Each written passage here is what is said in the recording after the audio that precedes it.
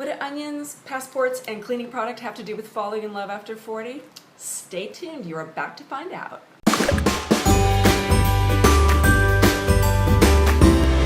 Hi everybody, it's Sue Padgett here and you're watching The Change Guru. This is a place where we have a conversation about all things midlife. And this week we are talking about love.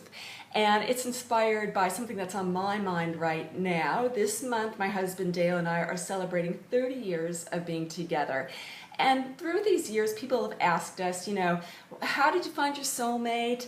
And how do you do it? And all that kind of stuff. So I want to share 3 tips that I'm pretty convinced helped us find each other, helped us stay in love, and they are applicable whether you are single, whether you are married, whether you dabble, and wherever you are on the romance scale, these are for you. My first tip is clean your house, sister, and I'm not talking about cleaning your toilets, cleaning your kitchen, I'm not talking about any of that. I'm talking about cleaning your own personal house, looking at past relationships. How did you do them? What do you do good in relationships? What do you do not so great? Where can you improve? What kind of people do you attract into your life? What kind of situations do you attract into your life? Really doing a massive house cleaning, whether it is by yourself, with a coach, with a therapist, just some really intense inventory on who you are as a person and what you bring to a relationship, because the whole point is to fall in love with the soulmate, with the right person. You want to attract a person who is fantastic for you, and the only way that you can do that is by being fantastic, by being a mirror for what you want. So do a massive house cleaning. This is something that you can do whether you're in a relationship or you're looking for a relationship. Start with you and clean your house. My second tip is to do what you love and be willing to do it solo. Don't wait. If you want to go to the Eiffel Tower and you've kind of put it off because you're waiting for that special someone to go and stand on the top and kiss under the Paris sky, don't. Go and do it yourself. Stand up on the Eiffel Tower yourself, mwah, mwah, mwah. Give yourself a little kiss and just enjoy it by yourself. Number one, life is too short. You never know what happens down the track. So if you have opportunities to do what you love, do them now. It's amazing what will happen also when you have the experience and the energy from fulfilling stuff, from not waiting for someone or some situation or something to come and make something that you want really happen.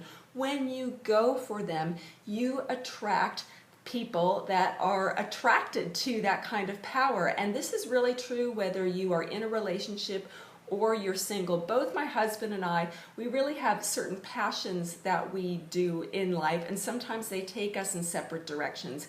For me, it's my yoga. It's taken me to India. It's taken me on different seminars and workshops through the 15 years that I've done it. For my husband Dale, he's a surfer, so he's done surfing trips. He's also a skier, which I'm not into, so he does that. We do our passions, and in turn, our growth as we explore our passions makes us even more attractive to each other. So same thing if you're solo. Do what you love. Don't wait for someone.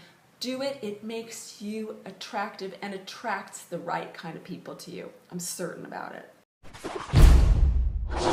My third tip is one of those put your big girl pants on kind of tips, and that is love yourself. Be willing to date yourself, be willing to marry yourself, be willing to sit with yourself. In a way, it's kind of like a peeling of the onion type thing. It's really getting down, learning how to respect yourself, learning how to sit with yourself. And often, whether we are married or we're single, we have a natural inclination to surround ourselves with people and in turn kind of push our own needs aside, push our own self-care aside. But I believe with all my heart that to attract the love of your life, even if it is just you, is to just put yourself first and really practice extreme self-care. I think that the reasoning behind that is when we put our care first, it makes us strong. It gives us the strength to be responsible for others, and it allows us to give the kind of compassion that we give to ourselves to others. It just is like a flow-on effect. Whereas if we're not giving ourselves love, if we're putting ourselves last, if we can't sit with ourselves, if we can't be alone with ourselves, we project some of those lesser qualities onto someone, and it just makes a relationship dysfunctional. So it's one of those times right now, whether you are married, whether you are single, be willing to be in love with yourself. Be willing to just accept that if you are by yourself, you are completely okay with that. And peel the onion layers, see who you are. Who are you if you're by yourself? What are you made of? That is a wildly attractive feature when you can learn to just sit with yourself. And I really believe that that extreme self-care is what keeps soulmates together and what attracts soulmates. So that's how you fall in love after 40. And you know, the big takeaway of it all is that you are the love of your life. It is all right in there, right there for you right now. So those are 3 ways to just start bringing that love into your life. I'd like to know what you think about this topic. Can you just post your comment below? How do you think that you find love after 40? I would really love to hear your thoughts. And also, have you subscribed to this channel? I do these videos every single week to motivate, to inspire, to get you thinking about ways to really thrive at midlife. So just subscribe. I would love to share all these videos with you. All right, until next week, I'm sending all my love to you. Thank you so much for watching, and I look forward to seeing you next time.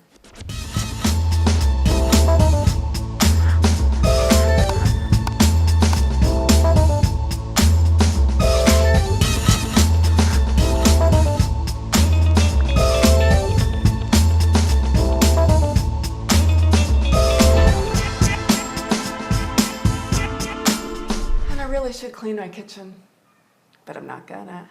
Ha ha ha ha ha.